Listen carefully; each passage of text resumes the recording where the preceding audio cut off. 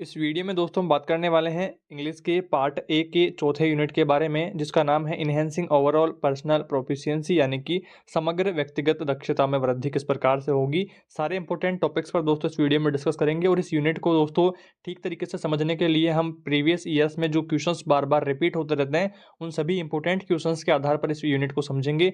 तो वीडियो आपको पूरा देखना है और हमारे चैनल लोकमत स्टडीज पर अगर आप पहली बार आ रहे हैं तो चैनल को सब्सक्राइब भी कर देना है। देखिए दोस्तों, इसका जो पहला इंपॉर्टेंट क्वेश्चन है वो यही बन जाता है कि what do you mean by overall proficiency, यानी कि समग्र दक्षता से आप क्या समझते हैं। तो overall proficiency means development of all the four basic skills. तो जो ओवरऑल प्रोफिशिएंसी होती है, जो ओवरऑल विकास होता है, कंप्लीट विकास, जो development of all basic skills, जो सारी जो बेसिक स्किल्स होती है LSRW, जो कि दोस्तों हमने पहले दूसरे और तीसरे यूनिट में पढ़ा है। तो वो यहाँ पर डेवलप अगर हो जाती है तो आपका ओवरऑल विकास यहाँ पर हो जाएगा। और दोस्तों यहाँ पर साथ ही आपके LSRW के अलग से प्रश्न भी यहाँ से आ सकते हैं कि डिफाइन कीजिए LSRW के बारे में। तो आपको दोस्तों पहला दूसरा तीसरा यूनिट में दोस्तों हम डिटेल में डिस्कस कर चुके हैं, तो आपने कोई भी दिक्कत इसमें नहीं आएगी। आगे दोस्तों बात करते हैं, नेक्स्ट इंपॉर्टेंट क्वेश्चन है what is meant by ability to speak English. तो इंग्लिश बोलने में एबिलिटी को आप किस तरह से डिफाइन करेंगे। तो it means the student is able to use correct pronunciation, यानी कि सटीक उच्चारण, ठीक उच्चारण, appropriate stress and intonation. Intonation मतलब कि उतार चढ़ाव, शब्दों में कहाँ दबाव देना है, कहाँ पर आपको लयबद्धता रखते हुए बोलना है, तो वो सारा अप्रोप्रिएट आप ठीक तरीके से समझ पाओगे जब आपको ठीक तरीके से उच्चारण आ जाएगा और फिर आप इंग्लिश स्पीक करना, इंग्लिश बोलना सीख जाओगे। इस तरह से आपको इसकी हिंदी अनुवाद करना सीखना है। आगे दोस्तों बात करते हैं, नेक्स्ट इंपॉर्टेंट क्वेश्चन है what is mechanics of writing. तो राइटिंग की जो मैकेनिक्स है, राइटिंग का जो तरीका है, यंत्र वगैरह है, तो वो किस प्रकार से आप उनको डिफाइन करेंगे। It is to write letters of alphabets in correct shape and size. तो यह दोस्तों इंग्लिश के लेटर्स को, अल्फ़ाबेट को करेक्ट शेप में और साइज में लिखने को होता है, इन स्ट्रेट लाइन और सीधी लाइन में, और giving space between the words, और जो वर्ड्स होते हैं उनके बीच में थोड़ा थोड़ा स्पेस दे करके लिखना, जैसे कि मैंने लिख रखा है। तो वो सब जो राइटिंग की मैकेनिक्स हैं उनको बढ़ाता है।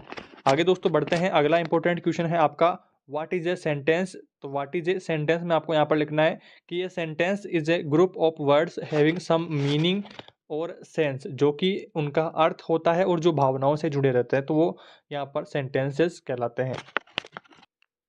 अगला इंपॉर्टेंट क्वेश्चन है how can ability to listening help the students. तो सुनना किस प्रकार से स्टूडेंट्स की एबिलिटी को बढ़ाता है, किस प्रकार से सहायता करता है। तो it can help in pronunciation, correct English using stress and intonation. तो देखिए, इसको लेकर के मैंने आपको पिछले एक वीडियो में भी मैंने बताया था कि इंग्लिश में देखिए आप CUT कट आप बोलेंगे और PUT आ गया तो उसको पुट बोलेंगे। अगर आपको ठीक तरीके से उच्चारण नहीं आएगा, आप उसका ठीक उच्चारण नहीं सुने हुए होंगे, तो या तो आप दोनों को कट और पट बोलेंगे या फिर दोनों को पुट और कुट इस तरह से बोलेंगे। अगर आप ठीक उच्चारण सुन पाएंगे तभी आप इनका ठीक उच्चारण कर पाएंगे।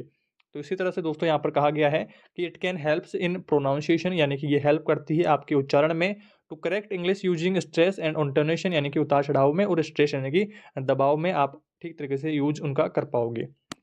आगे बढ़ते हैं दोस्तों, अगला इंपॉर्टेंट क्वेश्चन है how can you enhance reading skills. तो रीडिंग स्किल्स को आप किस प्रकार से बढ़ाओगे, पढ़ने की स्किल को किस प्रकार से बढ़ाओगे। तो ये जो पढ़ने की स्किल है वो आपकी बढ़ेगी जब आप enhancing by developing good reading habit, जब आप अच्छा पढ़ना शुरू कर देंगे, पढ़ने की जो हैबिट है उसको डेली डेली अपनाएंगे, तब आपकी जो रीडिंग स्किल्स है वो बढ़ेगी। आगे बढ़ते हैं दोस्तों, अगला इंपॉर्टेंट क्वेश्चन है what makes the teaching interesting and effective. तो टीचिंग को क्या इंटरेस्टिंग बनाता है और क्या इफेक्टिव बनाता है, प्रभावी बनाता है। तो teaching should be child centred. Teaching जो होती है, जो पढ़ाई जो होती है, वो बाल केंद्रित होती है, एंड एक्टिविटी बेस्ड, यानी कि क्रियात्मक रूप से होती है, प्रैक्टिकल टाइप में होती है, अकॉर्डिंग टू साइकोलॉजिकल प्रिंसिपल्स, जो कि वैज्ञानिक तथ्यों के आधार पर होती है। concentration of students is possible only when different type of audio visual, audio का मतलब होता है MP3 और विजुअल का मतलब वीडियो, एड्स मतलब की सामग्री, जो कि दोस्तों डिफरेंट टाइप से आप जब बोल करके वीडियो उनको प्रैक्टिकल दिखा करके जब आप उनको पढ़ाते हैं तो वो एक डिफरेंट टाइप रहता है और स्टूडेंट्स को भी अट्रैक्टिव वहाँ पर लगता है। Are used in teaching and concentration is, जो यूज की जाती है टीचिंग में और स्टूडेंट्स को कॉन्सेंट्रेट करवाने में, इज इसेंशियल जो कि ज़रूरी होती है, फॉर लर्निंग न्यू थिंग्स जो कि नई चीज़ों को नई बातों को सीखने के लिए ज़रूरी होती है। Teaching ads when used by the English teacher while teaching English. Teaching जो एड्स होते हैं, टीचिंग की जो सामग्रियाँ होती हैं वो यूज की जाती है इंग्लिश टीचर के द्वारा जब वह इंग्लिश पढ़ा रहे होते हैं। They make the task interesting जो कि टास्क को जो कि काम अपना जो पढ़ाई का होता है उसको इंटरेस्टिंग बनाने के काम में आती है। Effective learning takes place and good achievements are sure to be earned after the period is over। तो पीरियड को ख़त्म जब होता है पीरियड, तब तक जो स्टूडेंट्स होते हैं वो ठीक तरीके से अचीवमेंट्स कर पाते हैं। ठीक तरीके से जो पार्ट है उसको अगर सिस्टमेटिक तरीके से पढ़ाया जाएगा तो आसानी से वो बच्चे उसको समझ पाएंगे, उसको धारण कर पाएंगे। आगे बढ़ते हैं दोस्तों, अगला जो इम्पोर्टेंट बात है यहाँ पर ग्रेडेशन यानी कि सारणीबद्ध तरीके से कॉम्पिटेंसीज यानी कि दक्षताओं को, और फंक्शन यानी कि फीचर्स को, और स्ट्रक्चर यानी कि उसकी संरचना को किस प्रकार से सारणीबद्ध तरीके से कर सकते हैं। तो वो है कि to attain the objectives of teaching English, the competencies यानी कि दक्षताओं को टू बी डेवलप्ड जो कि बढ़ाई जा सकती हैं from class 1 to 5 should be graded, जो कि जो क्लास 1 से अगर 5 तक हम ठीक तरीके से बच्चों को पढ़ा देते हैं तो वो आसानी से आगे की क्लासों को ठीक तरीके से मैनेज कर पाएंगे जो कि ग्रेडेड हो जाता है। तो इस तरह से दोस्तों आपको हिंदी अनुवाद इनका करना है। आगे बढ़ते हैं दोस्तों, हमारा लास्ट टॉपिक है इस यूनिट से इम्पोर्टेंट।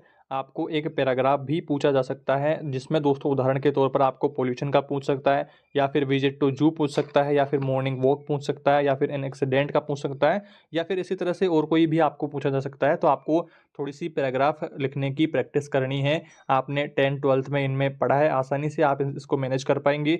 अगर दोस्तों फिर भी आपको नहीं मिल पा रहे हैं तो आप यूट्यूब से या गूगल पर सर्च कर लेंगे, तो 1-2 पैराग्राफ आप देख लें इससे रिलेटेड, जिससे आप आसानी से थोड़ा थोड़ा उसमें लिख करके प्रैक्टिस आपको करनी है, जिससे आप पैराग्राफ आसानी से हैंडल कर पाओगे।